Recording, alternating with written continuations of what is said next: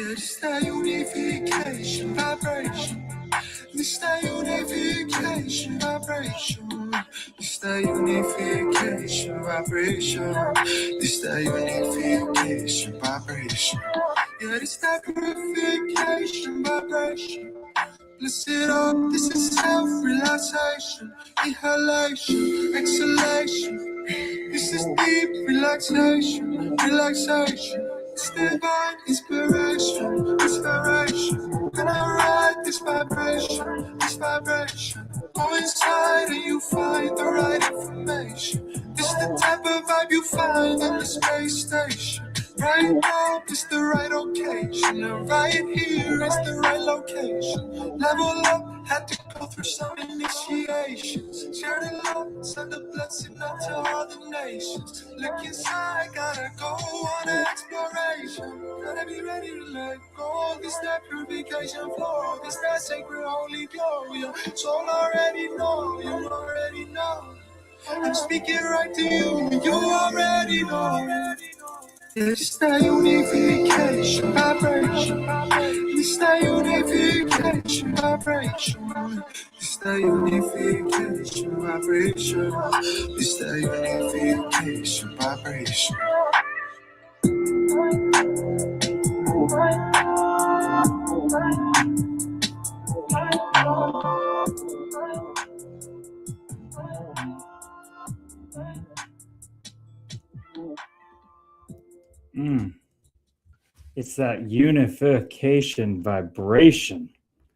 Oh, I love that song from my brothers. Whew. Unification vibration. That's what we're doing here to circle up, fellow waves. JTG.88 studio in Toronto or GTA? We are back in the studio, brother, in Owen Sound, not snowing sound. Now raining, chilly sound. It's getting warmer though. The Meat Monkey spacesuit's liking that. But we just had a little bit different plan in the unification vibration tonight, and we're just rolling with it. And let me tell you, if it ain't flowing, it's because you're trying too hard. And it's the trying too hard that's blocking it from flowing, because it's always flowing. So we're just going to jump right into it. We got Ben in the background here. Ben Meyer, somebody like you. He's going to jump on, and we're just going to dive in. I think people think that there's no stream tonight. I do think that is part of the issue. I didn't share a story about it either, but I did post in the group about it. But here he comes. Namaste. We are one. Ben Meyer. Oh, thank you, brother. Thank you, brother. I know one person's tuning in. My mom texted me, and she was like, "Are you not streaming tonight? Is there no stream?" And I was like, No. Gabe's just running a little bit late. He's on his way back from Toronto. Mm-hmm. And she's like, "Oh, okay, good. Okay, good." So I know my mom's looking forward to it. She's going to be jumping in here, and hopefully people trickle in.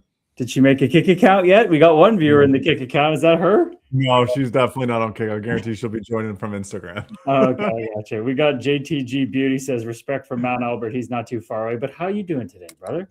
Doing well, brother. Doing well. Yeah. Just flowing, baby. Just flowing. How was your trip? How was everything lining up? Just like shooting fish in a barrel. Like, it's just like I used to get so worked up for hockey, and the ego getting so stressed about getting, obviously hurt in a fight or embarrassed in a fight or have a bad game, a turnover. My diet's not right. My warm-up's not right. All these things, all the things I was chasing off the ice. It's just like, this is what I get to show up and do. It was just effortless. It's the score. It's this. It used to be on TV, like a big news network for sports, and me and my dad and brother would watch it and just fall asleep on each other on, summer afternoons, and we'd watch that. And now I got to go into their modern day studios and do social media content. It was just like, it felt so natural, man. That's amazing, brother. You were inspiring just knowing your story, right? You standing right outside, literally right across the street from your old apartment where the walls were literally caving in on you. Like, oh, we got Sharzy. Namaste, we are one. Hell yeah. And just seeing that, like, it's not so much you saying it, right? Because obviously, like, you talk about this a lot. You talk about, hey, it's going to be uncomfortable. It's going to be unfamiliar. You're going to feel like you're faking it to make it for a long time. There was this light behind you and in your eyes when you were talking about it that just radiated peace. Like you weren't fighting to get through the idea that your old apartment was across the street from you. It seemed like, I'm not going to say I know what it was like to be in your mind or in your meat monkey spacesuit. But like you could see there was actual peace as you were saying it, as like, is that accurate? Like, were you at peace being across the street from that time in your life? Oh yeah, there's just nothing. There's nothing there.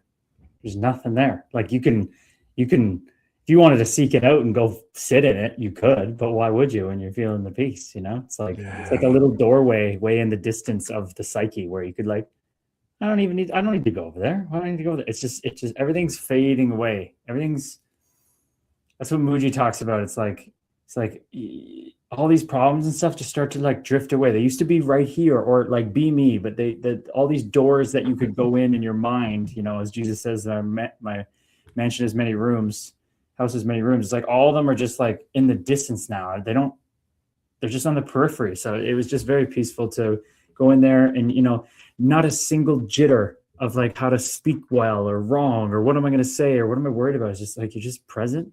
You know you're safe. Nothing can go wrong. Stormy can't miss me. Wow, it's that easy. Cool. Right.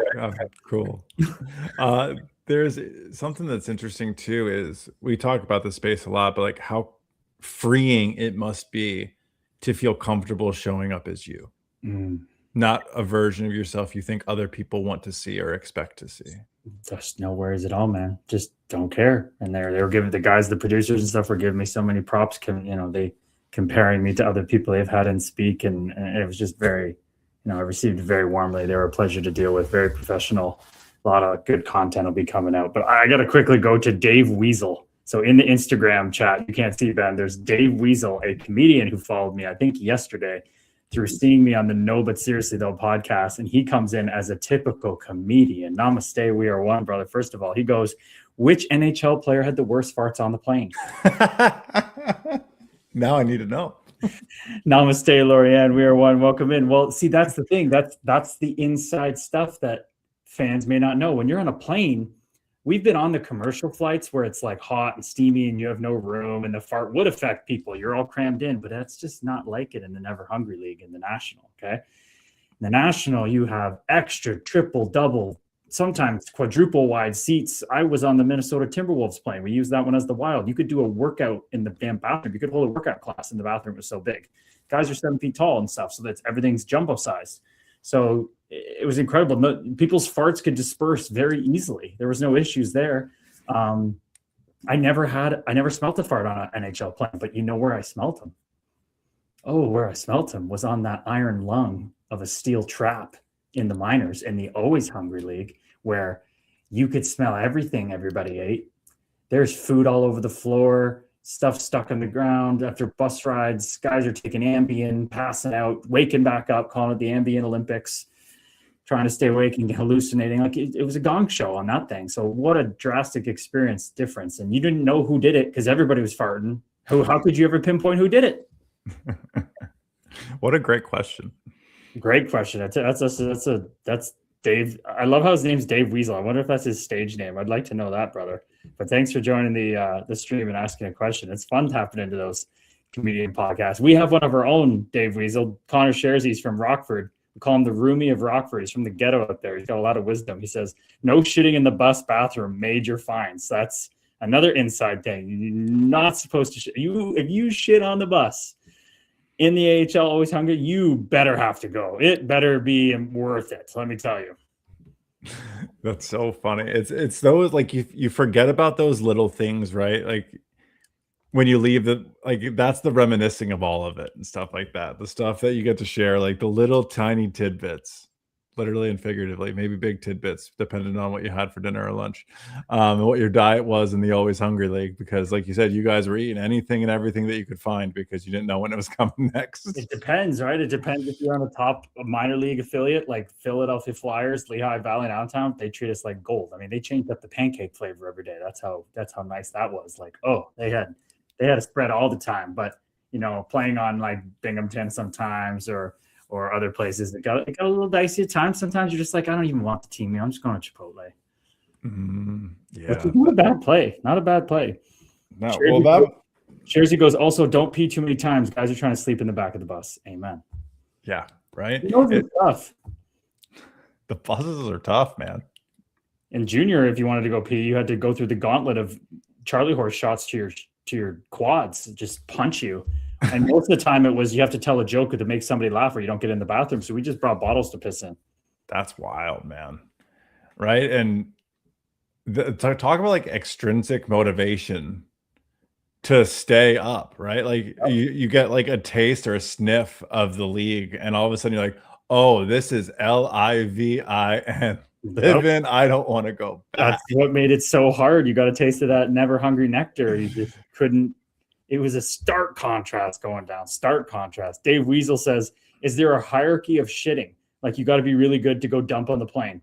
Oh, on the plane, you can go dump on the plane all day. Nobody has a problem you dumping on the plane. Dave Weasel's really focusing on the plane. Brother, the plane doesn't have the stories, at least in my time.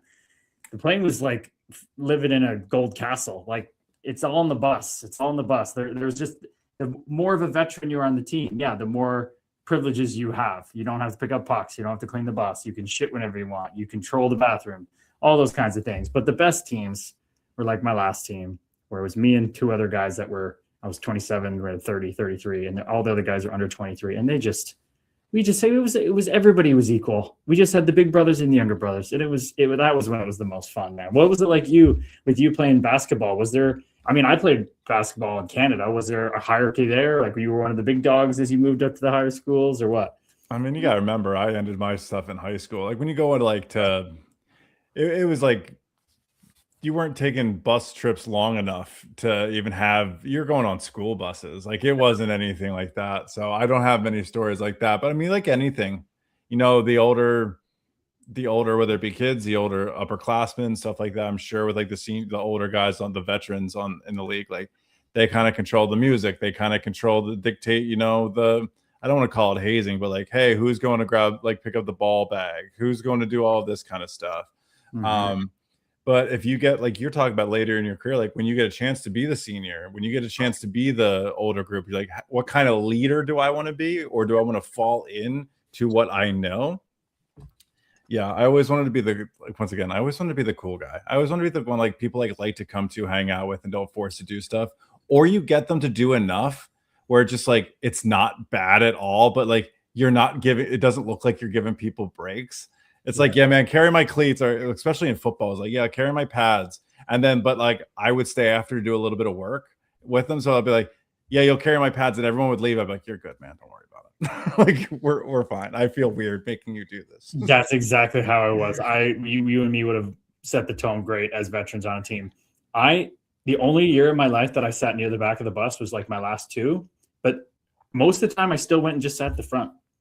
Like I just vibe with the younger guys better. The younger guys didn't have as much of a hierarchy. They were more camaraderie. It was more tame. There wasn't the grumpy old guys on some teams. Like I was always a mid to front bus guy regardless. But when it was a really good team with good vets, then I would shift back there. But Lisa Jude, namaste, Lisa Jude. Welcome in. Hope you're doing well. I saw Lynn's get back in the meditation streaks today. I love to see that. We have 8 people in there today. Very nice to see that. But what'd you get up to today, brother? Tell us a bit about your day. Well, a little bit. I had a bunch of calls today. Actually, I had a bunch of coaching calls today, and on those days, it can be really energetically draining. So that's where like my meditation and stuff like that's so important. On days like that, like I've been starting my days with like qigong. I don't know if you're familiar with it at all. Yeah, yeah, that's been big for me. I've been trying to like work on like my fascia and just drain my lymphatic system a little bit more because like just still kind of we got so much snow this winter that I think over the time, I didn't properly care for it. I think it's catching up to me now, and it's just dispersing all throughout my back, as you've seen with my mirror. I've just like been showing off a wide range of chairs in my house. So on days like today, like it's crucial for me to be really intentional with my mornings and take care of my body, take care of my mind, take care of my soul, energy, all of that woo woo or whatever you want to call it stuff. And that way, when I get to moments like this, like I'm full, like I feel great. I was able to have service and purpose today. Worked a little bit on our course and a bunch of stuff, man. Like today is like do as much as you can for the people and the service to others, and then along the way, just kind of cherry pick what you can do for others, including yourself. Beautiful self-work, brother. Beautiful. Yeah. How do you feel with like, what does it feel like when you say you're still say you just didn't have a stream, you didn't come on the stream tonight, and you took care of yourself, you did those calls. What does it feel like to you in the body, in the mind, when you do feel that draining from working with somebody and holding space for them? What does that show up for you? Like, what does that feel like? Well, when I'm feeling drained, it turns into, I don't want to call it isolation, but it turns into kind of like I need peace and quiet, because you're running on high for so long. So it shows up in the body a little bit like being overstimulated but tired at the same time. Mm-hmm.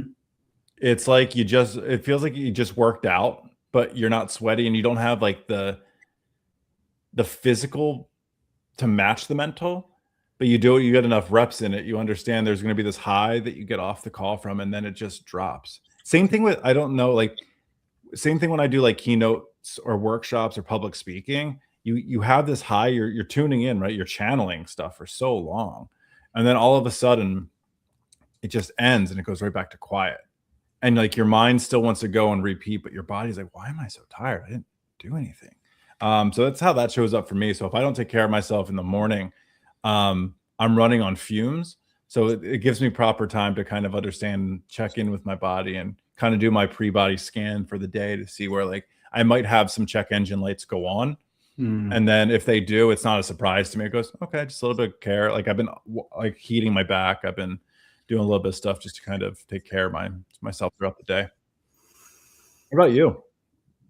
That was a good analogy of what you said. It's like you're not sweaty, but it feels like you worked out. It's almost like when you like in the past when I would travel for a whole day and you get to the hotel and you have that glisten of like grease on you, but you're not, you didn't do anything or move.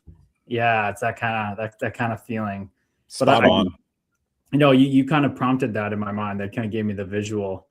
But I'm finding as I go along, it's definitely like it's getting better. Like it's not as much of a drain. And I think sometimes with my neurodivergency, my meat monkey spacesuit, it's like I go the other way, where it's like I come off and I am zooming for a long time after. But I really like this. I showed my mom because she's really into Zumba right now. Like Zumba is her happy place. Like she goes to the Y and just dances her ass off for an hour and yells and goes like, her word right now is fuck it. She's like a reclaiming fuck. It's amazing. It's hilarious. She's like just dancing, fuck everything, just let loose. She's always kept everything inside. But I was showing her we're talking about spiritual techniques and all these psychology things all the time. And Osho has this spiritual teacher who's very controversial in some ways, but he had this amazing practice, which I think is so cool. And we might even do it one night at our hangout. We might what you do is you literally, the progression is you do 30 minutes of movement. So it's 30 minutes of like shaking, 30 minutes is, like just shaking 10 minutes straight of shaking your body, just shaking your body, just 10 minutes straight. And then you do 10 minutes straight of dancing. I think there's another 10 minutes in there. No, jumping. You start jumping, 10 minutes of jumping, just straight bouncing in place. You get to get a lot of energy. Then you shake for 10 minutes. Then you dance for 10 minutes, and then you sit for 30 minutes straight. In like your body is vibrating so high, and then you have to just and sit in it. So it's an hour-long meditation practice, and that's what it makes me think of as like it's learning to like work with that energy in your body, because in the past, I didn't know what this was. It just felt good and I went with it. So I could fight better when I was like this. I played so much better. I did everything better, but then it would go the other way and I would be trying to get it back. So I'm finding more as it gets to the middle, like as I get more expensive, you can hold more space. Like it gets easier to like understand when, oh, okay, that's good. Just sit with it. Or I'm a little low energy. Okay, that's just an idea in my mind that I have low energy. Like the body has its limits, but like it's not, our bodies are much more capable than we think we are. So I'm just finding that it's making me think of Ram Dass and saying that you have to do the work on yourself to hold this space for others. Because if you can't meet them in that, you can't meet yourself at that level of consciousness in that space, how are you going to hold it for others? Spot on, dude. Spot on. And it's so interesting you mentioned that.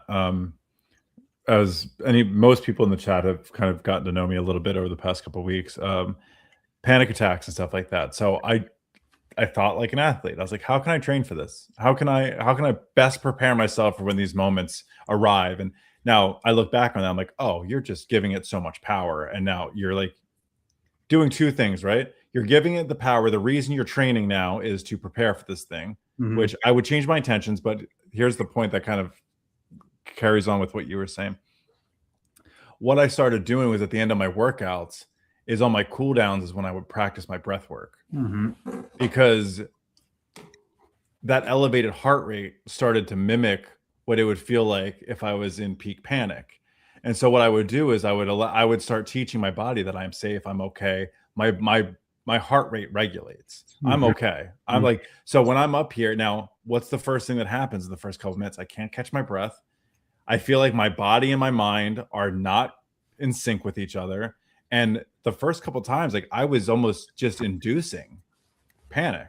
And then what I started to do then was I started to get really comfortable at that rate, which was an interesting way to, once again, you're your own artist. You find out what works for you. But then I started realizing I'm only regulating when I'm dysregulated. So then I had to start being like, okay, well, Ben, when you're regulated, like right now, I would do breath work to allow myself to know, you're also safe here. So that was kind of my journey, but you made me think about that. It was the whole moving, shaking, dancing, and then that was a practice I started doing. And I think it's an incredible, incredible practice. Namaste, Erica Lovely. Welcome in. Erica. But dude, that is, I know we've talked about it a bit offline. Like, I think it's coming through at some point to make some kind of just guidebook of how to work out for your highest happiness, like, or whatever you want to call it, your spiritual practice, remembering who you are, whatever it works for people, finding and living the life that we all want to live. Self-realization is doing it through working out, because you're moving your meat monkey spacesuit, which so many people need to do more regularly. You're getting the body, which most the people who are doing that are still going to think they're the body, so they're getting it feeling good, so that it gets easier to see the mind. So I think a lot of people, and like me, looked back at, like, you hear about people who are renunciates. You hear people like, they don't smoke, they don't drink, they don't have sex, they don't do all these things. And you're thinking, like, isn't life just miserable? Like, what are they doing this for? I could never understand. And then you hear spiritual teachers like, you can not do it. It doesn't mean you're not attached to it. So I'm like, what's the point of doing it? But now as I've gone on my journey, I've clearly seen that all it is it's training wheels.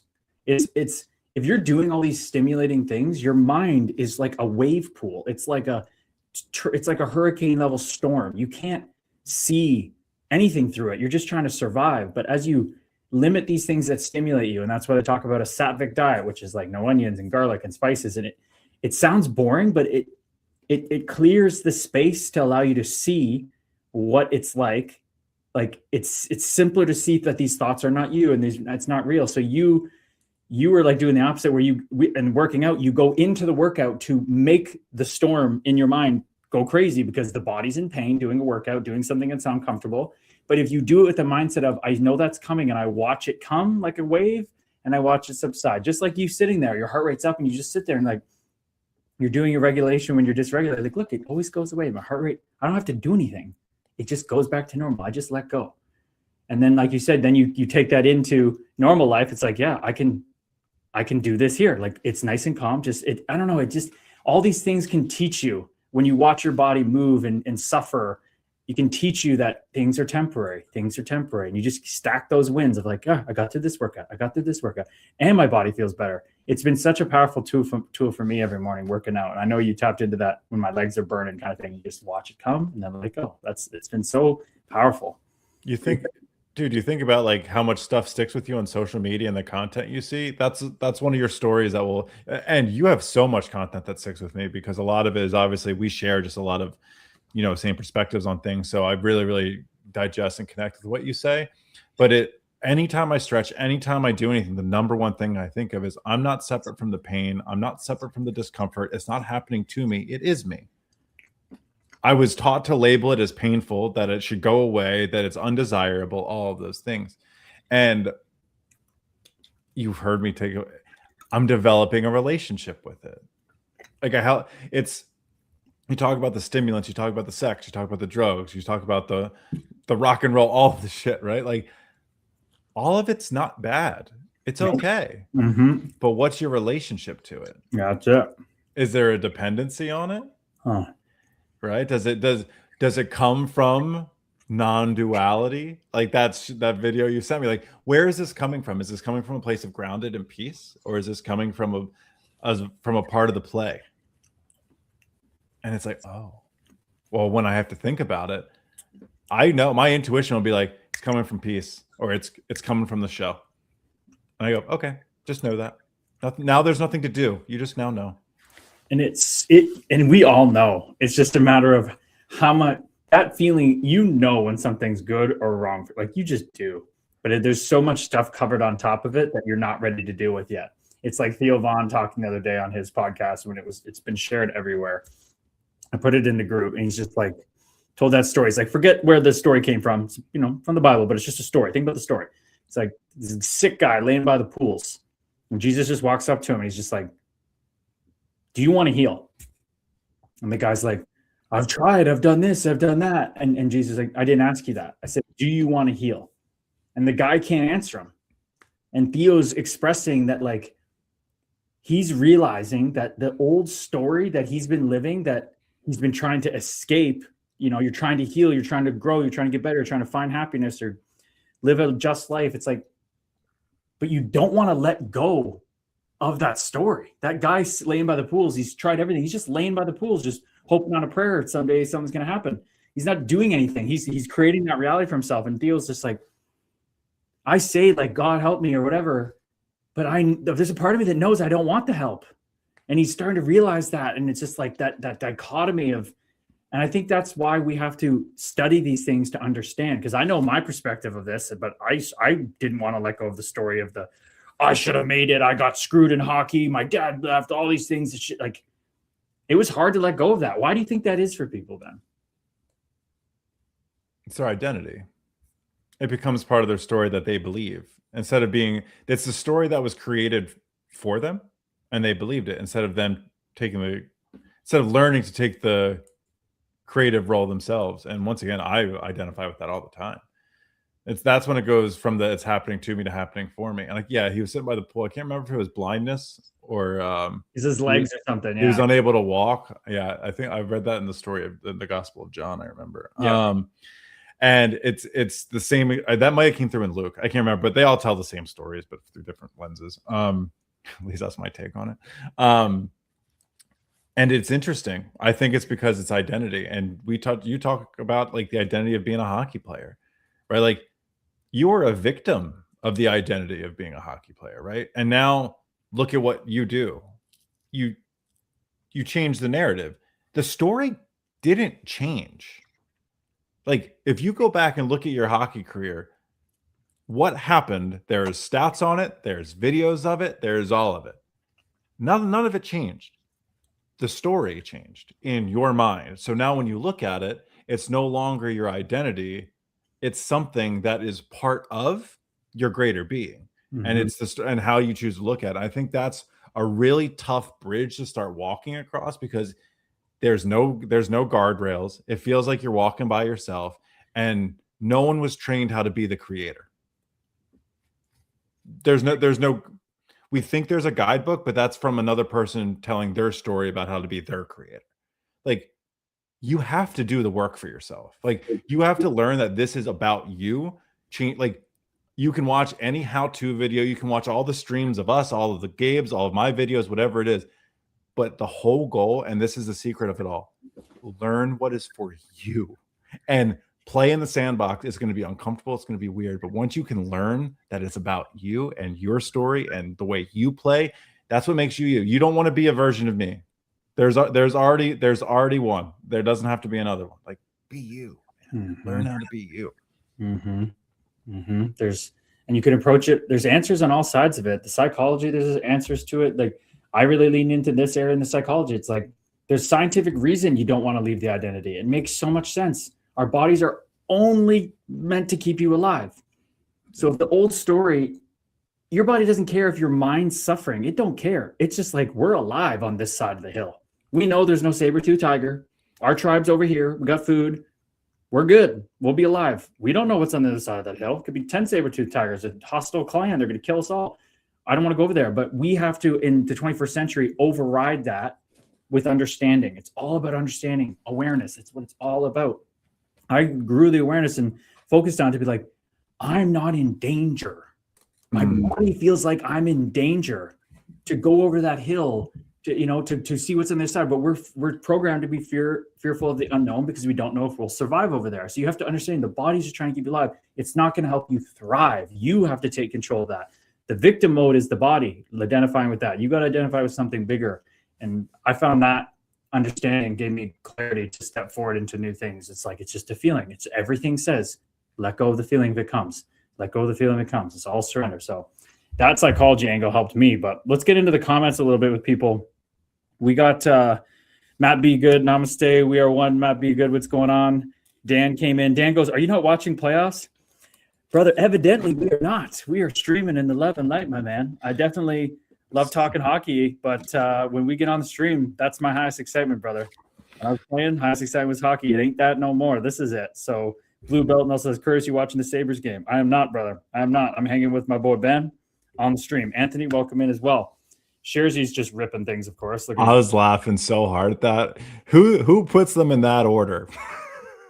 It's so funny because I did say I'm out of order. I wasn't trying to say sex, drugs, and rock and roll, but I said drugs and sex was like, and rock and roll. I was like, I thought that was so funny that Sherzy said that.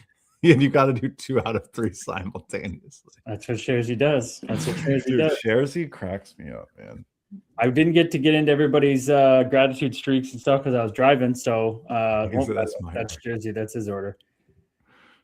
But yeah, there's a bunch of comments sitting in there. The group chat's always buzzing these days. I absolutely love it. Lorianne, I don't know if you checked in at all with LA on the group chat last night, Ben, or the other day, but she had quite an interesting thing happen. So I'll share that with you if you weren't aware. Was it her neighbor? Yeah. Did you read all that? I got to touch base. I think I just sent an emoji back because I'm so far back. I can't like bring it back. So I just wanted to send her a big hug because that's an emotionally charged event for sure. So yeah, she's still in here. So much love, LA. The neighbor, like, the whole thing, right? The neighbor went into surgery and the man passed away. She wasn't expecting that. Her friend, she gets a call then from a friend. Another friend in her life passed away that night, and then her husband went into surgery the next day.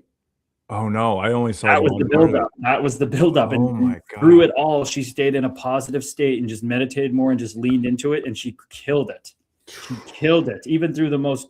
There she is. It was insane. It was so beautiful. It was such an injection of love and light in the community to show that, like, life just kept throwing you different obstacles there. And you're on this path, Lorianne, of like working on yourself, letting go of these blockages, the lettuce in your dreams that you're always choking on. Like, you're literally doing the work because you don't get given the peace and the happiness and the improvement. You get given opportunities to walk through obstacles and become what you're seeking. And you literally did that. The escalation of going for a dog walk. Hey, neighbor, how's it going? Oh, my husband passed away in surgery tonight. What? Get another phone call. Yeah, a friend passed away. What? My husband's going into surgery tomorrow. What? Like, that must have been nerve-wracking. And it was for a biopsy. Now they're waiting for 3 weeks for the results. So then another challenge. They just keep coming. And that's the thing is, like, this is something I want to point out is, like, this is you depositing so much proof. And like when we sit there and be like, I don't know, like the anxiety comes in, the panic comes in, all of these things, like this is something that we obviously don't want these things to happen. It's not like we sit there and we pray for these and all that, but like, what do we take from them? It's remembering, like, in what is typically, like, for me, is like triggering moments that will trigger an anxiety or trigger those type of responses, that look at you, dude. Like, holy shit. Just an absolute rock star. LA out here, man. LA, dude. An absolute legend. It's so inspiring. I mean, that's what this community is, what I needed when I was going through my stuff. And I just, every day I'm seeing people realizing things, breaking through, seeing them go through the very thing I went through, but in their own way. And then I'm like learning, like, damn, this is really all our own journey. It's so amazing. It's so informative for the rest of our journey. Dave Weasel's back out here again. By the way, Mama Meyer's here now. Mama Meyer, namaste. We are one. Welcome him. Dave Weasel, our comedian, goes, Jerry Seinfeld said the same thing about joke writing. You got to sit in an empty room with a pen and paper until it's done. I did learn about that process with him. He still does it on his yellow legal pad. He just sits down and puts the work in every day, and he absolutely loves it. He approaches mindfulness and meditation. He's got into it because he just sees how beneficial it is. He's a sharp dude. I didn't know. I've never really watched Seinfeld. It wasn't really my thing or my time, but I love his approach to things. He's big in TM, I think, Transcendental. I think that's what got him into it. And I grew up a friends guy, and then once I got to college, I rewatched Seinfeld, and I fell in love with it. Also, people I was surrounded with, that kind of stuff probably played a big role in it. But yeah, it's fall in love with the process, because if you rely on the results, that's what we just talked. Literally, I watched the Peluso after the bell today, because I usually don't rewatch our stuff, but today I was like, what did we talk about, Peluso? We recorded that a little bit ago. Dude, there's some gems in there. Falling in love with, if you haven't watched that podcast, not only after the bell, obviously that's something I'm part of. I loved it, but the whole interview itself, dude, Peluso is talk about a guy that learned to love the process, and he was talking about redefining success and all of those things. I would say he should be on some podcast tour doing something like that, but like, he's doing exactly what he wants to be doing. He's out there ripping, dude. Firefighter and everything, absolutely crushing it. Lorianne says, my daughter just joined on TikTok. Hi, Sarah. Hey, Sarah Forrest. I got a beautiful message from Sarah the other day. I'm not going to lie. It's just, I get the messages start pouring in. There's love and lights permeating through Lorianne in her life. Let me tell you, that's all to know, everybody. Levi Smith, namaste. We are one, brother. This is the host of the Score Roundtable Top Shelf that we did today. Absolute beauty. He's got a great, I was listening back. Great radio voice, great TV voice, dude. Hell of a job.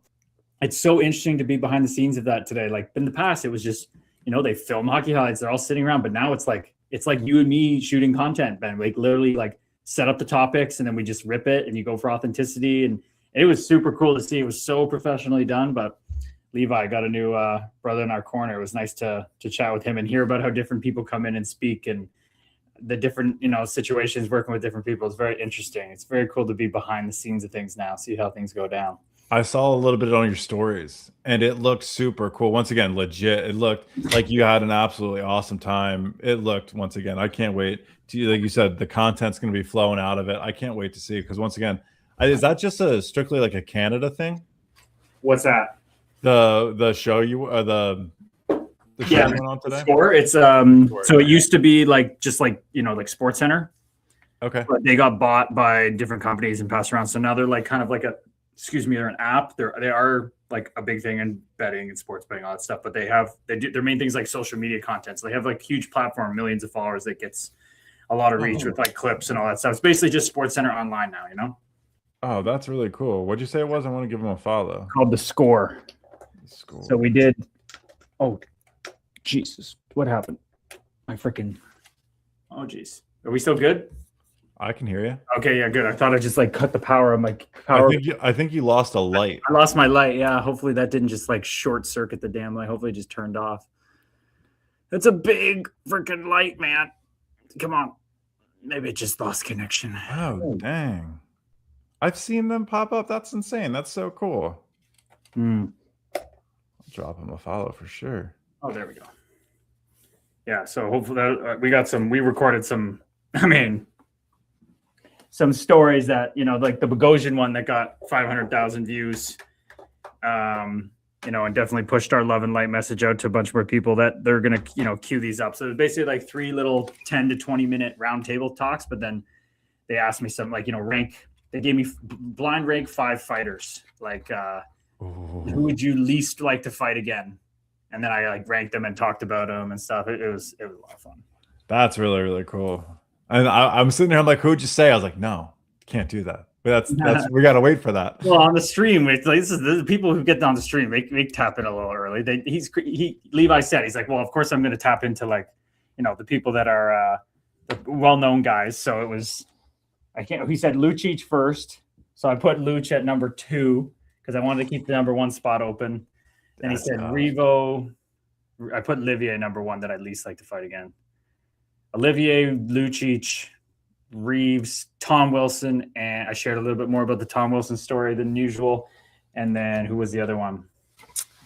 I can't remember the last one, but just fun to do that kind of stuff and feel like you're in a hockey room, locker room again, which we're building for, of course, as we've been talking about. That's what it's all about. That's what people played the sport for. Nobody talks about I remember I went bar down the overtime. No, you go, I love hanging out on the stinky Iron Lung AHL bus with the boys. That's right. That's what you miss. That's crazy. What a fun thing too, to be able to because I think that's what people want. People want to know. Dude, you had such a unique experience to be able to have fun with it and enter back into that arena.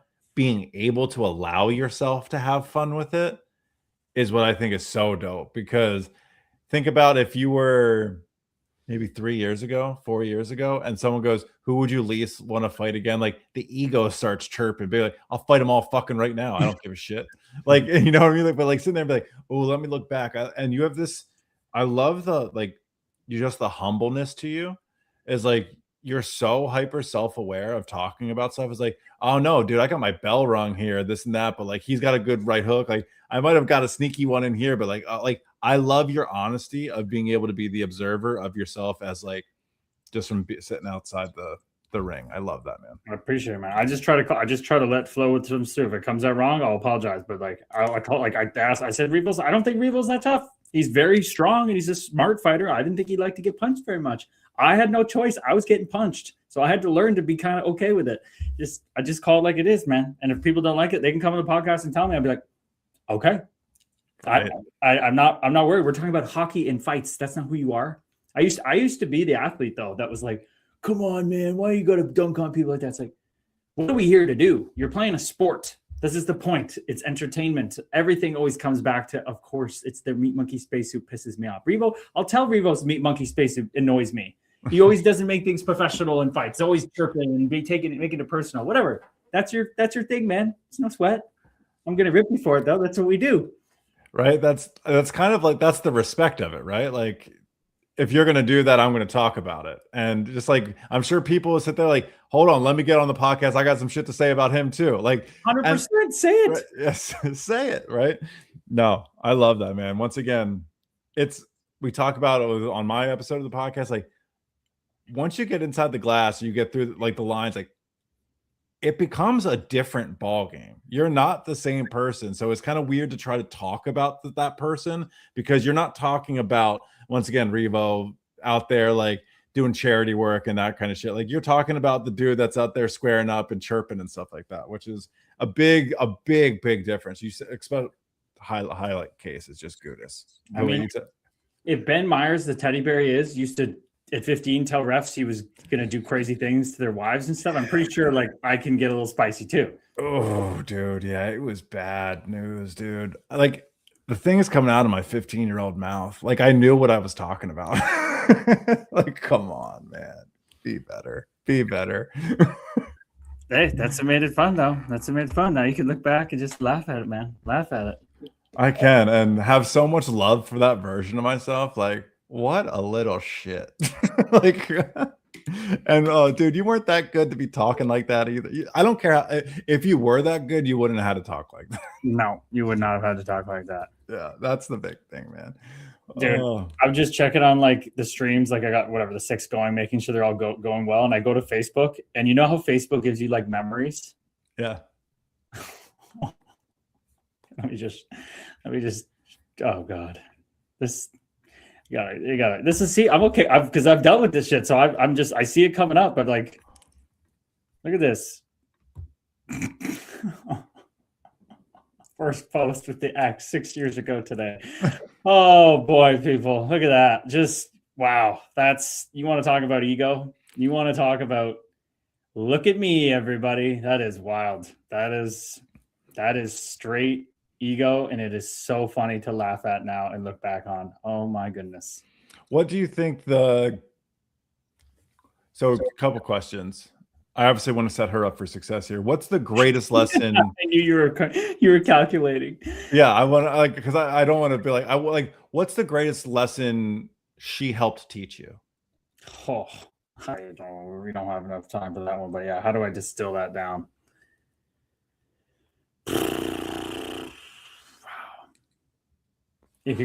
What's going to come through here?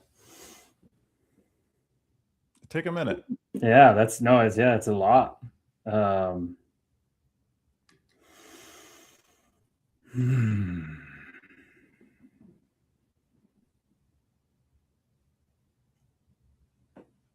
I guess they do say like divine union, or what we would just call relationships. That's got to be the best place to find out who you are, remember who you are, get the Robitussin that is the pain, that is the medicine that you need. There's so much emotion in those experiences.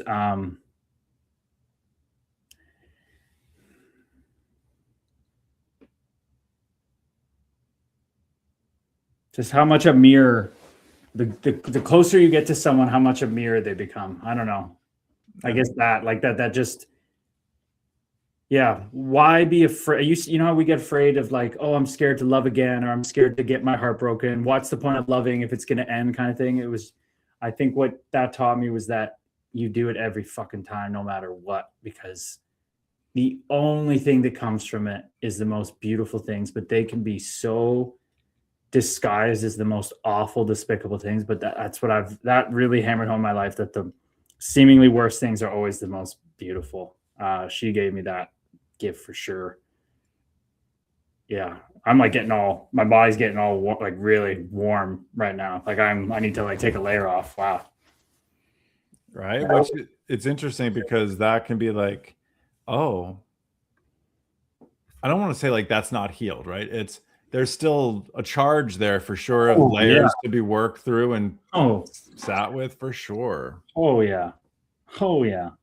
What about you, dude? I mean, you're obviously, I don't know how much, totally leave it open to you. I obviously know we're boys, but what is the most important person to you shown you in your life so far? Because you've been with that person a lot longer, twice as long as I was with my person. Yeah, it's going on. So yeah, I'm totally open to share about it. Mainly because it's a pattern that's picked up. I've kind of picked up over the years, and something I've kind of picked up as a pattern in others is sometimes I will accept less because I don't feel like I'm worthy.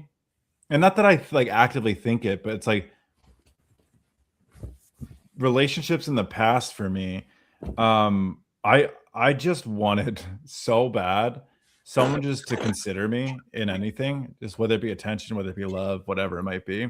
So something like I'm actively working through with my partner now is we were split up for a couple months, and the one thing we talked about, like, I recognize a pattern in myself is like, hey, in the past, I've accepted people being inconsiderate, not thinking of me when making decisions. And what it was for me was, once again, you talk about that mirror. I don't think I've been considerate of me when making decisions in the past. And so when that was held up, the first thing I wanted to do was be like, you don't do that to me. Now, part of it, right? But how do you fix that? So now what we kind of worked through and talked about is like, if we're going to do this, and it's totally okay, if this falls apart, that is totally okay.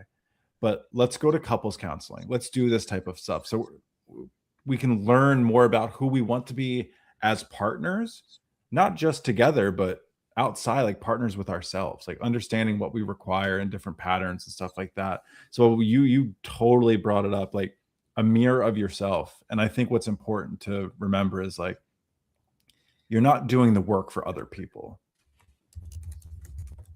They're not doing the work for you. It's for ourselves and for themselves. And hopefully at that day, like we go, hey, we're like, because there's so much love there. It's just one of those things like, let's just work on the tough stuff. Yeah, Kristen. Hell yeah. I went into that relationship having no idea how, well, I'll say a 1% idea of how riddled with blockages I was, but it was just starting. But my goodness, it was like I had to look in the mirror, and what I saw absolutely terrified me. And that can only happen in that situation when there's real love there too. I think like it can happen in when there's not love and it's like really toxic, let's say, but like you find people based on your level of consciousness. That really showed me as well that you resonate with that person because their version of blockages matches your reality of blockages, and you resonate and you vibe. Oh my God, you get me. And oh, it's just so understandable. And it's like, buckle up because that means at some point you're going to run through and your compatibility of those similar blockages, and somebody's going to make a move. Somebody's going to get sick of this blockage or realize this blockage is, somebody's going to start doing the work on themselves. And the more that discrepancy starts to change between, oh boy, does the suffering increase. It gets crazy, but that's what I noticed too. Oh, like, and go ahead. No, keep ripping, man. No, it's like such a good teaching for me that every single thing is here for your highest growth. Everything. I hope one day, I don't hope, if that ever happens where she feels more comfortable to share about some of the things we went through, that would be that we could write the sickest book. It would be so fun to dive into that, and you'd learn even more about it. But I sent her what I have in the book now, which is she's in like 3 or 4 chapters. It's very minimal. I literally say in it, it's not my place to go down that path right here, right now. But because it's my view of the story. But well, it's cool that you checked with her. Like you have to. Yeah, you have to. Oh, Eric. Big share. My last ex taught me to trust my intuition. Our whole relationship, I threw it out the window to please him. By the end of it, I told my mom, I don't want to end up like my grandmother because I was scared. To also not stay with someone who puts their hands on me, even if I'm in meltdown mode. I don't deserve chokeholds and such. No. Fuck no. No. And what a powerful lesson. And obviously, no one ever wants anyone to have to go through that to learn like type of like self-worth lessons. But thank God you found your way to loving your worth, loving yourself, seeing your worth, because like Kristen said, we're so sorry you had to go through that, but but here we go. But he taught me that so many men are stuck in expectations of how they need to be and act. I hope he is doing well. I check in with all my exes here and there.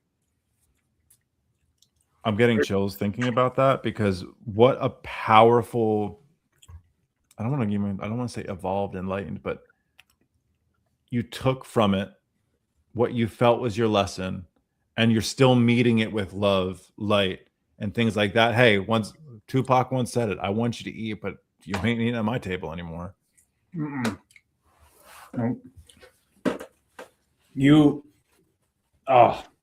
I should have left. Like, you're just so blocked up in your stuff, but you gotta get out. The second you feel it's not right anymore, that's what I've learned. But you can only learn it the hard way. You can only walk through it. I'm interested to hear, looking back and writing your book, especially looking, because once again, you can feel that there's a lot of still like charge there, right? Did you find opening it provided closure after a couple of, chapters and being able to talk to her, check with her if she was okay with it? Or do you feel like there were still unresolved things? Not between you and her, like relationship wise, like more like the healing stuff of like, I still got some things that are open looped. Through the process, I wrote when I was writing on my own a ton. I wrote it all in long form. Like I just wrote whatever came out. So that was when I was just doing that. That was with nobody else. That was just me and the computer, right? So that was definitely just writing those things out and just having to face over and over again all the shortcomings of myself, right? But then just having compassion for myself because I'd already had my breakthrough November 6th, 2024. I was already through a good amount of that portion of things. So you just learn so many about yourself in so many different ways. I swear everybody's got to do it. Just doesn't have to be a full book. Just you got to write out your story in as much detail as you're willing to. But the charge, I think, comes from the old memory in the Meat Monkey spacesuit of like how much energy was there. Like it's like I don't feel, in my conscious mind anyway, sitting here, I don't feel like anything's unresolved. It's just there was so much energy that my body feels that memory, whatever, clock in, and it just like juices up my body because it was just, it's like the lingering, it's like the aftershocks of all the things I went through and was addicted to. It just comes up. It's like that movie Tremors when you feel the worms coming. It's like whoa, my body's going, whoa. That's what that was like. That was intoxicating. That's what it is, man. It's intoxicating. That's intoxicating. And I love that you even brought it up, man. It's so crazy once Facebook brings up a memory and it's like, yep. It's such a good reflection of checking in with ourselves. Mm-hmm. Mm-hmm. Mm. What would you say to that version of yourself if you had like 30 seconds to sit down with him right now? What's something you would say to him if you had 30 seconds with him? You fucking know. I know it's awful, but it's just rip the fucking Band-Aid off, man. Just rip the fuck. You cannot put an oxygen mask on anybody but yourself. And you don't have yours on right now. Get the fuck out of there. That's what it would be. Get the fuck out of there. You cannot do anything for anybody else ever. You cannot put any expectation on anyone, anything, nothing. The only thing you can control is, and I knew, but I was trying to do things I was just swimming up river. I would have said, what the fuck are you doing? Stop swimming up river. What are you doing? Wake up. That's what it would have been. It would be very intense. What would he have said back? Probably would have went into a ball on the floor. Yeah. Yeah, like probably just probably went in the whole victim mode spiel. A whole victim mode spiel of like, you're already through it, future me. Like you don't remember how fucking crazy this is, how this is just makes nobody will ever freaking know if somebody doesn't write a book about it. And even then it won't do it justice. Like, you don't know how hard it is. And I'll be like, yeah, whatever. Suffer more then. The pain is inevitable. Suffering is optional. You are choosing this. You are swimming upriver, guzzling down lake water.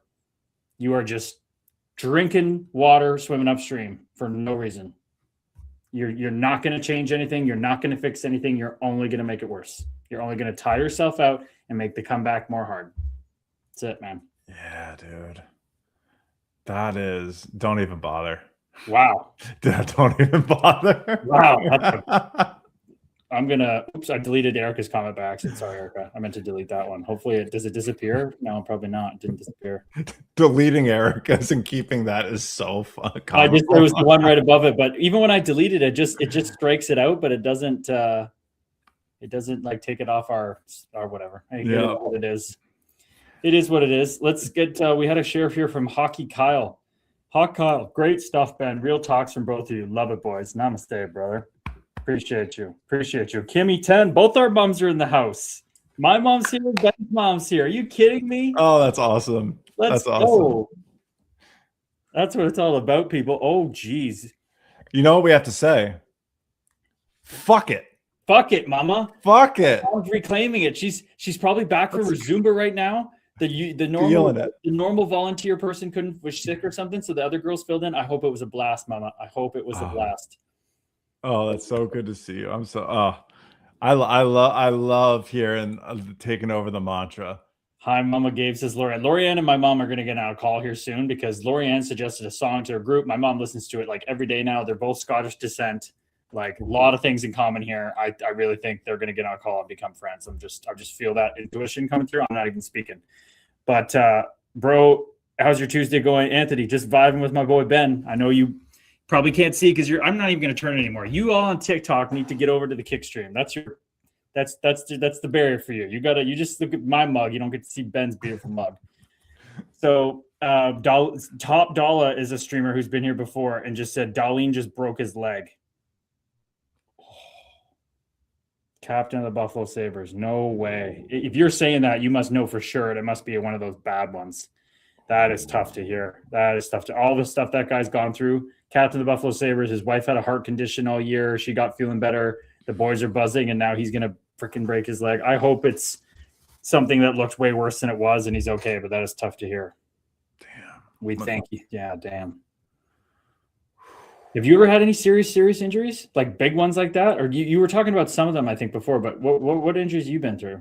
I've got a laundry list of some injuries. My most famous one in the family is I was playing a game of Manhunt. Oh. And it gets pretty good. I was playing a game of Manhunt, and I was the last person. I had the sickest hiding spot. You couldn't find me. I was under these bushes, and everyone was in jail, right? So I had to go get them. And all of a sudden, like 3 people walked by me, and I could just see their shoes stop right in front of me. And I was like, I couldn't breathe. I was like, okay. They walked, and I look over, and I had to dart across the entire yard. It was pitch black, right? It was a barbecue in the summer going on, so all of the family was there. Nice. And so all of a sudden, the kid that's guarding jail goes down to tie his shoe, and I get up and I start sprinting. I launch to try to touch the house to clear everybody out of jail, and he stands up and he launches me into the house, but it's where the sliding glass door and the house meet. And my head went straight into the house side of that. And it literally fractured my skull. I had to get 36 stitches in my skull. I fell. I cracked open I broke my pelvis. What? Cracked my patella. And I woke up, and I like sat up, and I go, did I get it? And all of a sudden, blood I thought it was sweat, just started pouring down my face. And like I passed out and shit. Yeah, I had to get like 36 stitches. Had like a grade serious concussion. I've also had like a lot of concussions. I've broken a lot of bones, and I've had a crazy amount. Holy frick, dude. Fractured skull, broken pelvis, fractured patella, knee. That is all over the place. A knee, a pelvis, and a skull in one launching of Manhunt into a fucking brick house. All on the same side. It was all down my right side. Totally true story, says Mama Meyer. Yeah, totally true. Totally. And then I refused. So I refused to get in the ambulance because I was like, I'm good. And my mom's like, no, we're going to the ER. And then I remember them going to like stitch up my head. And I've also got hit in the head with a baseball bat right next to my temple. It was I had to get 18 stitches there. Oh, good. You've got more stitches in your head than me at this point now. I mean, I'm holy shit, man. Yeah, it was like a quarter of an inch away of it being like lights out for me. Some kid was warming up, and I was bending down to tie my cleat to go to batting practice or take BP. Oh. And literally he just like threw a rock up in the air and went to swing it and cracked me in the side head. And once again, I thought I was bleeding from my ear. It was crazy. It was wild. Dude, I was 10. Always did that. Pick up a rock and hit the freaking thing. Yeah, if you ever do it again, make sure someone's not tying their cleat before taking BP. Yeah, it's I have a laundry list of things. It's stupid. It's stupid. What kind of baseball player were you? What kind of baseball player? Yeah, like what was your specialty? Pitching and first base. I loved first base. That's why we vibed. I only cared about playing third, pitching, or first. That's all I wanted to do. I didn't care about offense. I just hit line drives. I had no power. I just wanted to play D. Dude, Honestly, if I had to say, if I had potential of really, like I said in the podcast that we recorded, like basketball was what I was getting recruited for. If I was going to go anywhere, my best sport was probably baseball. I was naturally the best at it, but I every year would come around, I'd be like, I don't want to play. I don't like it. I don't like it. I don't want to play. But it was like I bat like I think my freshman year I batted like 490 or something like that, and What? yeah, I just didn't like it anymore. You could hit dingers too. No, I couldn't. I was rail skinny. Oh, okay. I was rail skinny. Man, we sound very similar, dude. Like if I could have pitched every day, I probably would have chose baseball. Like I love pitching. I loved it. I wanted the adrenaline. I wanted the intensity, but I got that in hockey every shift. I couldn't get that in baseball every day. Yeah, I bet, man. So would you say you liked baseball? I know you talk about something in your book comes up and it kind of prefaces baseball and hockey. It talks about it, but I'll leave that for the book. Looking back, is there any regret not pursuing baseball? Not at all. I think of Calvin Johnson and Jeff Samardzija. I think the guy's name was. They were both the top wide receivers coming out of high school football, but Samardzija also was a really good pitcher. And he chose to go pitching, whereas Calvin Johnson went football. And obviously, you saw Calvin Johnson became the best wide receiver arguably of all time, but just had to retire early with all the injuries. Whereas Samardzija just continues to play, can be a third, fourth guy in the rotation, make 15, 20 mil.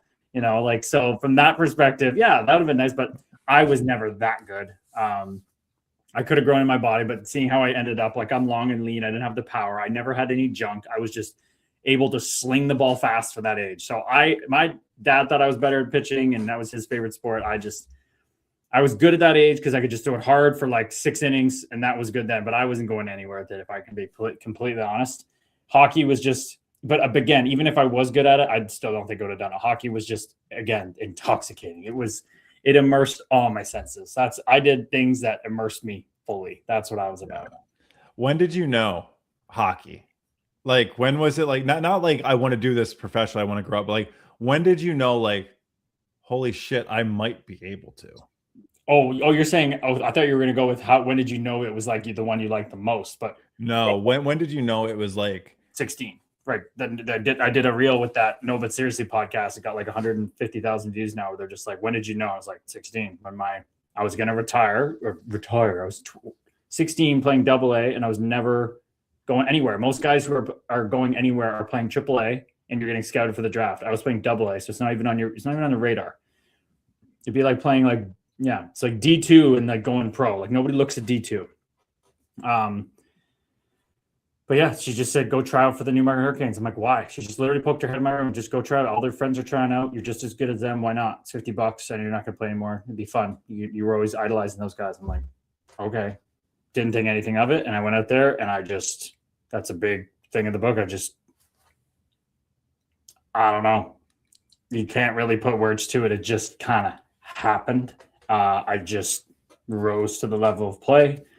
I was always smart of a player. I worked hard. I didn't have the physical abilities, but I made up for it other ways. And I just dropped in and then played with better players for the first time and really complimented them well, I think. And then I walked out of that after the first couple of days. I looked at them, I'm like, holy shit, I think I'm pretty good at this. And then I was like, oh, I'm going to do this now. And then from then on, and that's kind of crazy even to say, right? Because it's not like they took me on the team. It wasn't like you're so good, we're going to take you and you're on this fast track. It was like, no, we can't take you from AA to junior A. You can't make that jump. That's insane. Go play major midget AAA and the jersey's right over there. I could have been like, oh, nah, I'm not supposed to make it. But I don't know. For whatever reason, I just knew.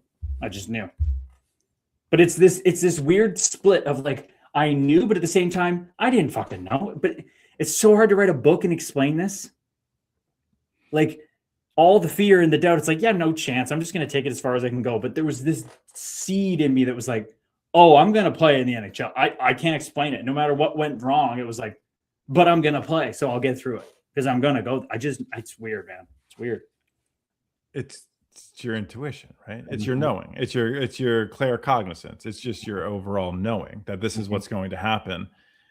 And what's interesting, Sounds like Mama knew best. It wasn't like the way you say it, right? The story may be a little bit different, but like she just poked her head and be like, "Hey, go try out," and then close the door and just like bounces out, and you're like, "All right, whatever." Like, but so I think about that. So obviously, the mental health coach in me sits here and goes, "How much do you think it was that you were just in the wrong rooms?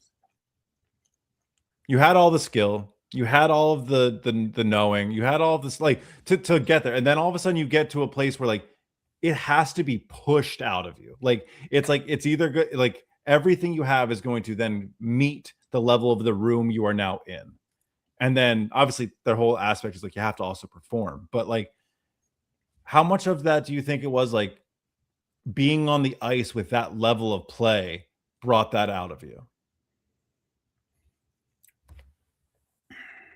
Like nobody, dude. Like I'm telling you, I'm not just saying this. Nobody at that age was going, dude. You should be playing AAA. Like you shouldn't be on this team. Like yeah, I was the captain of my AA team, but I was not like in any way that much better than anybody on the team. Like it was just non-existent thought. So to go there and that to happen, like I just think it's just all the wounds from my dad killing himself. That's it. We talk about, you know, everybody is, as you get up and higher in sport, everybody's decent at it, but it's like what's different is your mindset and everything. And my mindset was clearly being absolutely supercharged by anger, like fear that if I didn't make myself into something, then I was like worthless because I already felt like I wasn't good enough. But then having that opportunity drop in my lap at the one thing that I found more fun than anything, it just went, I convinced myself that, oh, I'm just going to fucking make it just because I'm awesome. But it was really, I'm going to make it because I don't feel good enough. I'm going to make sure my dad knew he should have stuck around kind of thing. So that's what separated me. 100. If I didn't have that, no way that goes that way. No way my career would have been completely different. But it's that drove everything. And I think every top athlete has something like that. Whether they had the perfect childhood and it's still not good enough and they're fighting this worth or they have to live up to expectations, whatever it is, every athlete gets that level, has some version of that. I don't know many people that I found in stories that were just like, yeah, like I just love it that much that I push myself to the extreme. Like it's just not many people like that. Yeah. Did you see what Erica said? Do you know if your mom ever thought, I wish I never let him try, or was it always, I'm glad I nudged him? I mean, Mama, if you're still here, you could chime in. But from what I gather, it was never, ever, ever that I shouldn't have let him try out. I'm sure she might have had the thought come through and I'm fighting people or I'm going through tough times. But I mean, we've talked about it in our journey and healing and stuff. We both got intoxicated by it. Like she was proud. She was proud Mama, you know, she's to me to make it there and stuff. It was pretty, you know, she's in a hockey mom book. Like she got her flowers from it and stuff, you know, like it was pretty intoxicating. The journey, being told everywhere you go, oh, your son's doing this and this. It's the world we live in. Materialism, pedestalize. Ooh, let me tell you, it gets you going. It gets you going. Because you never know, man. And I'm sure, like you said, my mom said, "I'm glad I nudged him." She's still here. I'm glad I nudged him. Yeah, I knew it. Hell yeah. I wonder, Kim, if I may call you that, what is your favorite part of Gabe's journey as a mom? Not like as a mom, what is your favorite part of Gabe's journey? I'm so curious because I love that your mom's in here and we get to ask her a question because it's a cool opportunity for you to get an answer. I'm sure she's told you and stuff like that. But I mean, with the way she's going, you never know how long she'll just be on the stream, just yapping her mouth off about all the stuff because she's moving past it and doing all this healing work. And it's just like, I'm so proud of her. It's not even funny. Like I could go on for days about my mom, but I just have to be, you know, respect other people's journeys. I already talk about it a lot, but it fires me up. Look at Erica, strong mamas and their strong boys. Love how they're supporting you both. Ain't nobody closer to me in this world. There's no doubt about that. There's no other me monkey spacesuit that's closer to me than my mama. I know it's probably the same for Ben. It's not even close. Like there's not a second. The second is her on a bad day. Literally. Yeah. There's no. And I feel so privileged and loved to actually feel that and know that.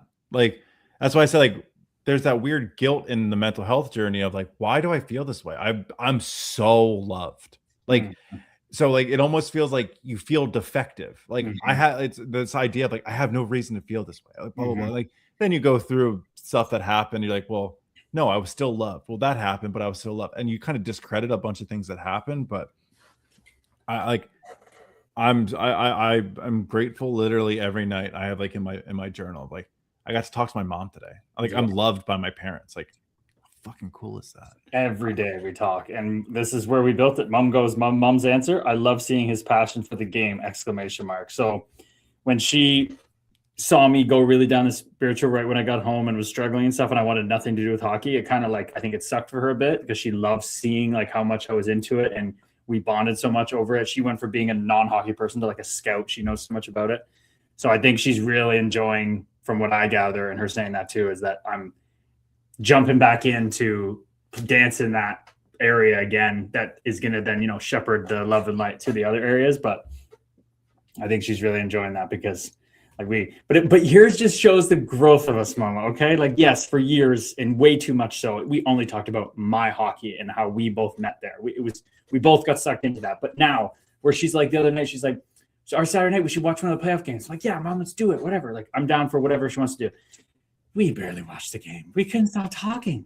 We couldn't stop talking about all the things that we're doing now. And how she doesn't even turn on the TV ever. We turn it on. We're like, what is it even on for? Like, it's great, like cool. But she's like, it's kind of boring. Like, we're just too busy chatting and watching videos and learning. And like, that to me just showed everything. It's like, we're transcending that. It's not like we don't like it. It's not we don't have a passion for it. It's just like, it's just so much more juicy things to talk about for us right now. It's literally just background music for your guys' conversation. Literally. That's, dude, very similar conversations, very similar relationship. I very much understand your dynamic. Yeah. And that stuff I'm sure you don't take for granted. I know I don't take for granted having, once again, strong women, you know, like strong women, strong mamas. Not everybody has that experience. And I like, once again, I will always say it. I think people think I'm just kind of saying this when I say it out loud because it's catchy, but I actually, to the core of me, I believe my mother is an angel that walks this earth.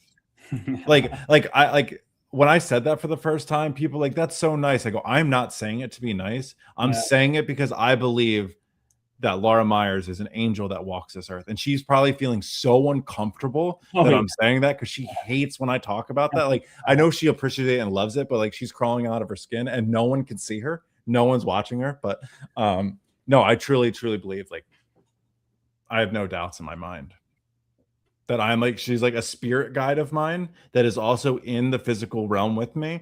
And that is the person that is helping guide me to all of these things and allowing me through her love and support. Amen, brother. Amen. I tell people all the time, I would, first of all, not be here, but I'd be in jail or something without my mom. Like the rock of unconditional love. If I didn't have that with what I went through, if you took away that and then I didn't have the unconditional love, oh God, I would not be here right now. Oh my God.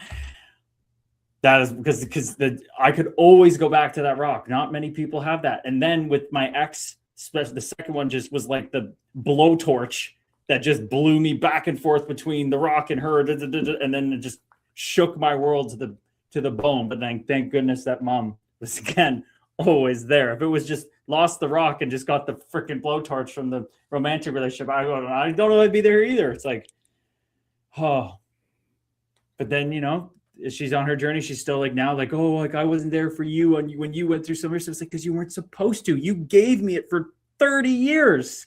I had more than enough freaking shit to fall back on for you. I'm just want to be here, hold space for you now. Like, frick me. It's my turn to hold the damn space. You did more than enough. My goodness. It's so interesting because I know you don't know how to like when someone would ask me like how can I show up for you? Like when I try to tell people how do I show up for it, like it's hard because I'm like, oh, I don't realize how much I've taken for granted. There's one person on this earth that knows me so much better than I know myself when I'm having a tough day, when I'm going through all of my moods or my highs and my lows. Like steady. Like I'm talking rock star steady. Never flinches. And I think that's like when trying to communicate with a partner, I'm like, I think a place I can be better at is better understanding myself to help you know how to show up for me, because I clearly have taken it for granted for so long that someone in my life just knows how to, and I didn't have to think twice about it. And it sounds similar to you, and like your mom say like, oh, well, the past couple of years I didn't understand that, but like, hey, there were 30 years that you didn't know how to show up for yourself, and you still showed up for me. Exactly. Like, exactly. That's the angel part. Exactly right, dude. Exactly right. Your mom sent a heart. She's loving it. I know she's over there feeling into it. Her mamas are vibing right now. Max Willman, pro hockey player, brother, played with him in Lehigh. Ben's from that area as well. Nice to see you, brother. Hope you're doing well, Max Willman. Okay, we got some people getting a little spicy in the comments here. There's this guy who always comes in called Bleach Prison Wallet, which I learned what that means, and I didn't know what that meant before. I have an idea. Right, I had no idea before, but he said, great chat with Peluso. Namaste, brother. I appreciate you for that. And then some other guy, Hepworth, goes, Bleach Prison Wallet seems like a huge fan. Too bad he doesn't get recognized as such. What's that all about, brother? We're talking about our mamas. What is that? We should give this dude recognition for his crazy name while we're talking about our mamas? Come on, man. Come on. Steven, is playing at MSG really the best arena in the NHL? I never said that. Madison Square Garden? No way. Bell Center. Montreal Canadiens, brother. Not even close. The MSG is just like, oh, it's MSG. Like, of course it's nice. It's cool, but it's not Montreal, the Bell Center. That's a completely different story, man. I fought actually Brendan Smith at MSG and I slipped right away. So that's kind of like I just fell. Like in my early fighting days, I barely fell. I worked on it, but then for whatever reason, I just lost my balance. And it was like, I was chirping so much and everybody's just like, oh, that's kind of deflating. You were talking a big game. And I was like, God damn it. I'm in the box. I'm like, shucks, man. God darn it.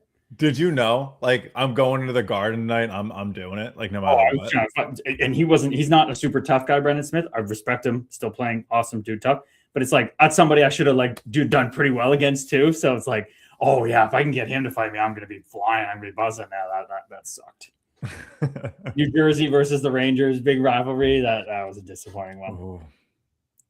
Steven, I asked because of Matthew Tkachuk said you made it when you played there. I never get to talk to NHLers casually, so I appreciate talking to you. Namaste, brother. I appreciate you. Matthew Tkachuk said it. You made it when you played there. Well, that makes sense because he's American. Matthew Tkachuk is that he's MAGA American. Of course, when he makes it to MSG, he's made it big time. Good for him. But yeah, I don't know. Wasn't that special for me. I will say it is pretty cool. They renovated the place before we went in, and you go in the bus, and you go in a giant elevator, bus-size elevator that brings you down to the lower levels. I was like, where are we? Why am I feel like I'm going down on the bus right now? That was weird. I've been to MSG a couple times. And it's the most interesting about MSG thing to me is like the way you get into it from the street. It just looks like you're walking into this tall building. And like it, because I'm from Philly, so everything just is like blocked. Everything is clearly an arena. You could walk past Madison Square Garden and not know you walked past Madison Square Garden, and you like go through this little thing, and then it just like opens up into this arena. Being from Philly, it'd probably be cool to play there though. I bet you. Okay, I would say that if I ever made it to the professional level, MSG would be pretty dope. But as a Canadian, I'm sure the Bell Center is like it's literally hockey. Mm-hmm. You think hockey, you think Montreal. Mm-hmm. One that was actually pretty weird was Dana. It's a Gouda one. That's Enlighten Erica's tagline. It's Gouda vegan cheese, as Erica knows to correct. She knows I like when you do that now. But at the Staples Center, that was a weird one. Just because I watched for whatever reason more games, basketball games and stuff in LA than I did watch Knicks games for some reason. But like the dark outside, how it's like darker, like that was just weird playing hockey in that rink that you just watch Kobe and people so many times. That was a little strange. Ice was actually not that bad, but just walking through like downtown LA to a hockey game to play in the NHL was weird because I can't be there without thinking about San Andreas GTA. I played that video game and the map is exactly the same. It's just like I couldn't get out of my head. Like it's actually exactly the same. Everything. I just feel like I'm in a video game, which is funny. That's how I feel about life now. But that was a little like, was a little foreshadowing for me. It was very weird. Do you have like a moment you made it? Like we talked about, like you knew you were gonna make it, or like do you have like that welcome to the NHL, not like fight moment, like when you kind of sat there and you're just kind of like maybe had like a brief second of like, Yeah. holy shit. Yeah, that's I write that in my book too. It's the first warm up when I'm out there, and I didn't get to do a rookie lap or anything, which is bullshit, but I was just happy to be there. And I skated. I was just like skating around. I'm like, the music's pumping, the fans are all down by the glass. It's a home game, and I'm just like, hey, what I want to do? Like, what I would just mark this. And I skated to center ice. I faced the Jets end first, and I was like looking at all the players. Then I turned around, and then I looked over my shoulder, and there's like Bufflin and Shifley and Wheeler and all these guys I've watched on TV skating by. But then I just looked back. I just closed my eyes and just like took a breath and just looked back on my end, staying at dead center ice, just so I can see the fans all coming down to the glass, the music's pumping, all the guys flying by. And I was just like looking around. I was just like, this is the show. Like, this is an NHL jersey. And then my mom, brother, best friend, and stepdad were up on this side in the second kind of deck. And then my buddy Reimer and his dad, who flew in on red eyes from different places to watch, were over there. And I was just looking at them both. I had my stick down. I was just looking at them both like, okay, now we go. Now we're this is what we're doing. We're here. We knew it, and we're here. So let's get dialed in now. But what you talked about earlier when we first came on of holding space for other people, when you have these coaching calls, you feel drained. My body was just revving on 1,000 out of 10. Like, it was just, for 2 days, it was just boom, boom, boom, boom, boom, boom, boom, boom, boom, and my body was just taxed. Like, I could skate for 20 seconds, and then I was out of energy. I was just overstimulated to the max. I can't imagine getting to center right. Like, did you have like flashbacks of like, or not like maybe visuals, but like, did your story kind of hit you all at once, or were you kind of just in the moment of being there? Yeah, it was more so just like, it was none of the pain of like, oh, I felt through for my dad or thing. It was all just my ego, just like, I fucking knew I was gonna be here. Now I'm here. Let's just go fucking rip it. Like, what do we got to lose? Let's just go. Like, if we got here, why can't we keep going? Let's just go for it. First shift, I skated down the ice and hit Mark Stewart pretty hard. We both went down a pile. The fans lit up. I was like, okay, good start. But it didn't really, after fighting Thorbs, it like kind of trickled off. Same with the next game. Fapluso, kind of trickled off. It was kind of anticlimactic. I'm not going to lie. Yeah, you still have that highlight of your first couple goals. And like seeing you, like the camera right there, like, I don't know, man. Once again, as just a pure fan of obviously sports and hockey and shit like that, like cool moments. Glad I get to experience them through you in this seat, and here I get to just ask you questions, because like you said, it's not every day that people get to just sit and talk to. I get to call you my fucking brother. That's crazy, dude. Like, brother. That's what we do every time we call. Brother, man. But I get to sit here with you because now I was saying today, and what I'm doing now feels like when you said our stream that night is the show for you. Like, this is the Hall of Fame in the show for me. Like, this is everything for me. I get to sit with you who's done this for 10 years, helping people, holding space for people. You've had people, trigger warning people. He's had people he's working with take their lives. Like, that is like, I look at that as like just so powerful, dude. Like, I really do. Like, I get to sit with you and pick your brain and learn from you holding space for people for something I'm way more excited about than hockey I ever was. And the way when I asked you that and talked about it, and the way you had to talk about moving through it, like all, because I feel like shit come up. I feel my body heat up right now. I'm like, man, that would be heavy. Like, I get to learn from you, brother. It's just where our egos go, ooh, it's a hockey. It's I don't give it. It's just fairy dust, Fugazi, Matthew McConaughey. This is the real shit now, brother. And you've been doing it for you did it for longer. You've been doing it longer than I played pro hockey, brother. That's funny. But I appreciate you saying all that. And once again, it's, you never know what you're training for kind of stuff. And I feel like, from our first call and those kind of things, like, dude, I just think you're special, man. And I think like in this space, and full disclosure, that's why I wanted you to do the breathing the other day on Sunday, is because it's this weird, like, once you told me that's kind of how you think of it, I wanted to look at it as a way of like me, not just like, definitely not mentor. That's not what I want to say, but like giving you the space to do the things, right? Where like I think an ego of mine would be like, oh no, this is my space. I show up, I do this. Like this is like, it's like, oh, let me show people, but like that's not what this is about. Like it's one of those like, how cool, like when I first started and people were like, Ben, can you do, and like I was like, oh my gosh, and just kind of started becoming my thing. I was like, how cool that I get to be like, hey Gabes, you really crushed this the other day, and how like I want you to take it. Like that lit me up. So you saying that means a lot, because I really love to be that for people. So thank you for giving me the ability to sit here and work with you in the space. You're such a hype man, dude. You're just the most overqualified hype man ever, dude. You're so damn good. So damn good at it, man.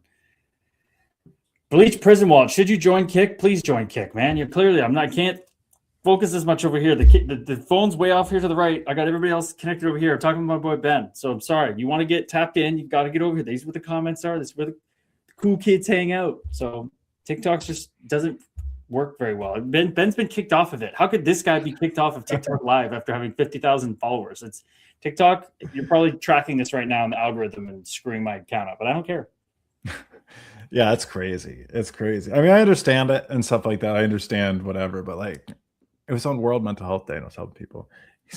Erica said yes. Or sorry, yes. Come to the dark side. But look what Lorianne said, brother. Lorianne, where's LA? Darlin's still playing? On screen.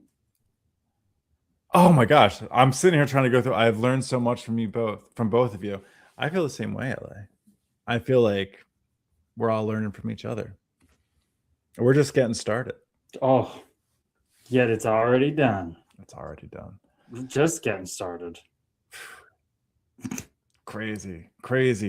And it's, once again, the ego, like, it's so funny. Like I've seen you play on the screen and like, I didn't make the connection when we first chatted, and I've never looked at you as a hockey player since. Like, I know that's part of your story, but I've looked at you as part of Nickerson, mental health, helping people, all of that kind of stuff, which I think is probably like even just helped the way I show up in the space. Instead of being like a fan first, I feel like I'm a friend first, colleague first. And then I'm clearly just a fan of you. And then a fan of your story that happens to be a former professional hockey player. That's got a dope ass story.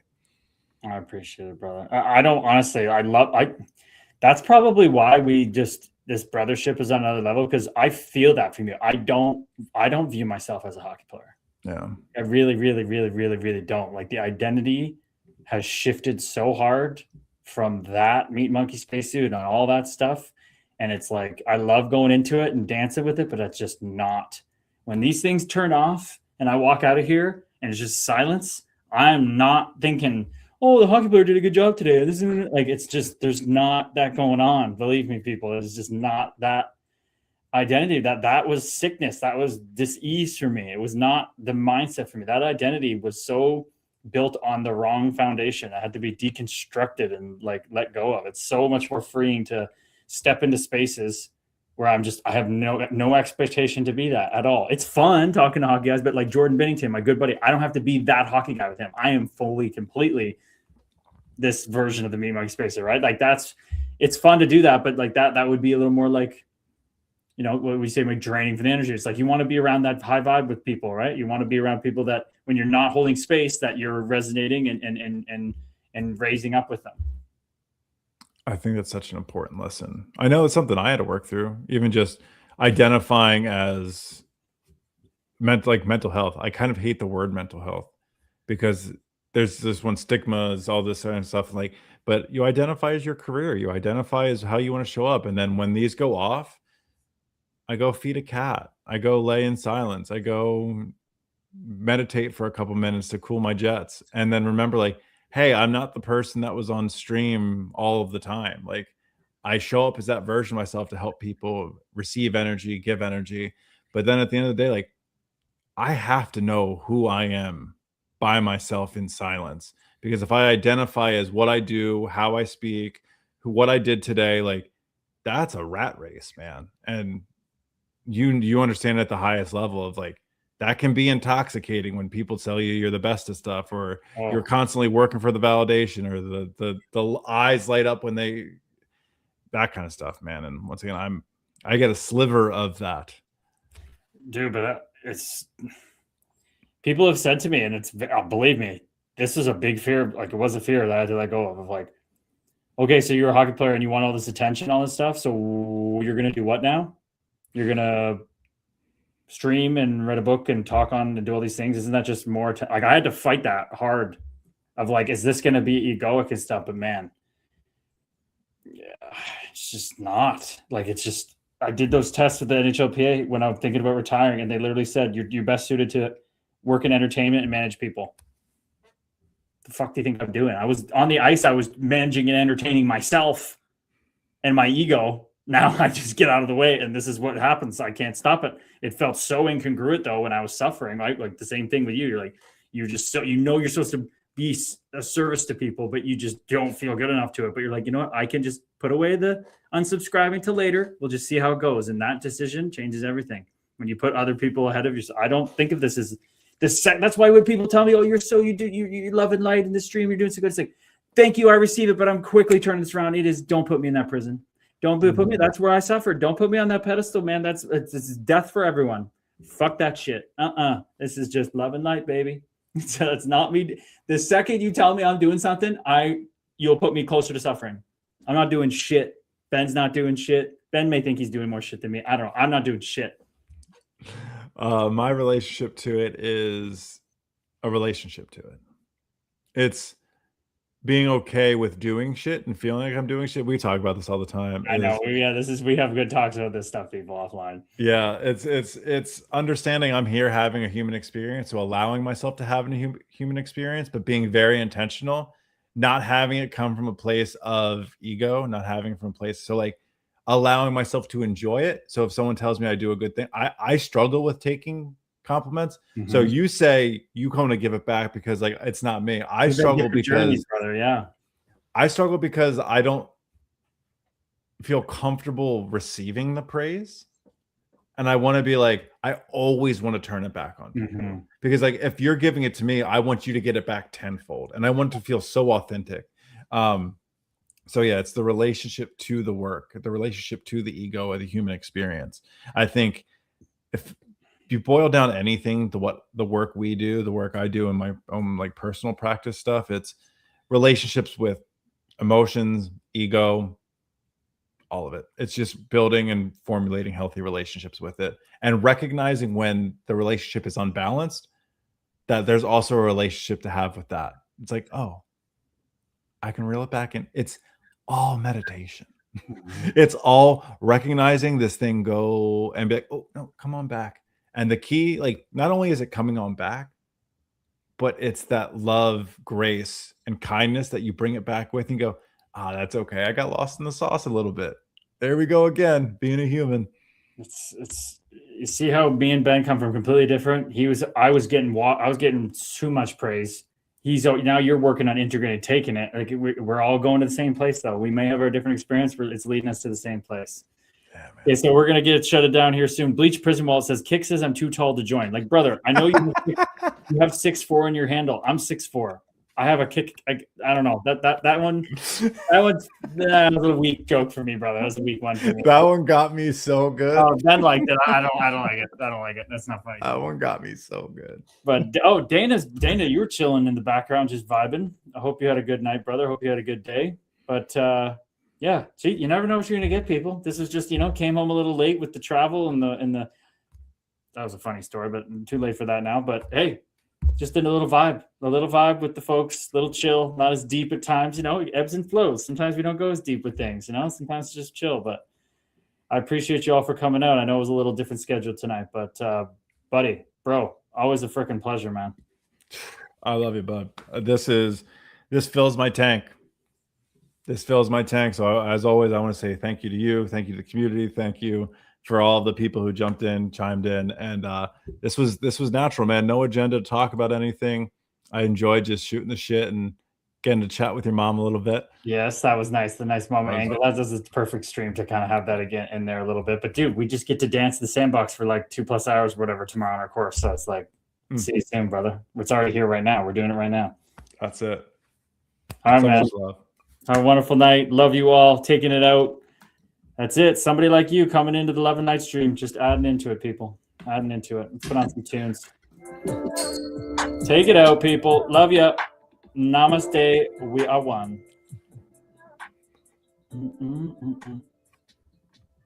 This is